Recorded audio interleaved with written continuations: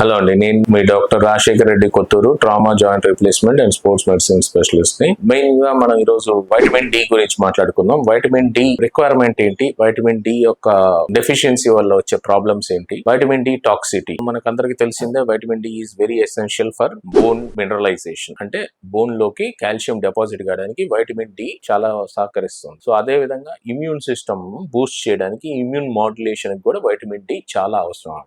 ఇప్పుడు మనకి vitamin D తగ్గింది అనుకోండి, బ్లడ్ లో వైటమిన్ డి తగ్గితే మనకు వచ్చేటి ఏంటంటే మజిల్ క్రాంప్స్ వస్తాయి, అదే విధంగా బోన్ పెయిన్స్ ఉంటాయి, ప్లస్ ఇమ్యూన్ సిస్టమ్ కొంచెం ఫంక్షనింగ్ తగ్గిపోవడం వల్ల ఇన్ఫెక్షన్స్ ఫ్రీక్వెంట్ గా వస్తుంటాయి. వీటిలన్నిటితో పాటు వైటమిన్ డి ఎక్కువైనా కానీ ఇబ్బంది అండి. వైటమిన్ డి నార్మల్ గా మనం ఎంత మోతాదులో ఉండాలి అంటే ఆల్మోస్ట్ 30-35 నానోగ్రామ్స్ ఉండాలి అని చెప్పి అంటాము. అది దానికంటే కూడా ఎక్కువ అయినా కానీ ప్రాబ్లమే. లైక్ అబౌవ్ 30 mcg కంటే కూడా పెరిగింది అనుకోండి బ్లడ్ లెవెల్స్, దాని వల్ల ఏమవుతుందంటే వచ్చే సైడ్ ఎఫెక్ట్స్ కూడా ఉంటాయి. కొన్ని మెంటల్ ఫెటిగ్ రావడం, మెంటల్ కన్ఫ్యూజన్ స్టేటస్ లో ఉండడం, అదే విధంగా మళ్ళీ బోన్ పెయిన్స్ డెఫిషియన్సీలో లాగే ఎక్కువ మరి టాక్సిటీలో కూడా బోన్ పెయిన్స్ వస్తాయి అన్నమాట. ప్లస్ పేషెంట్ కి ఫీల్ దట్ ఫెటిగ్ అనిపిస్తుంది. వైటమిన్ డి ఎక్కువ కావడం వల్ల రీనల్ ప్రాబ్లమ్స్ స్టార్ట్ అవుతాయి, లైక్ కిడ్నీ స్టోన్స్, ఇవన్నీ కూడా ఎక్కువ అవుతాయి. కాల్షియం మెటబాలిజం మీద ఎఫెక్ట్ అవుతుంది కాబట్టి హైపర్ కాల్సియమియా స్టేటస్ లోకి వెళ్తుంది. దీనంతా కూడా హైపర్ విటమినోసిస్ అంటారు. సో దాన్ని అవాయిడ్ చేయడానికి మనం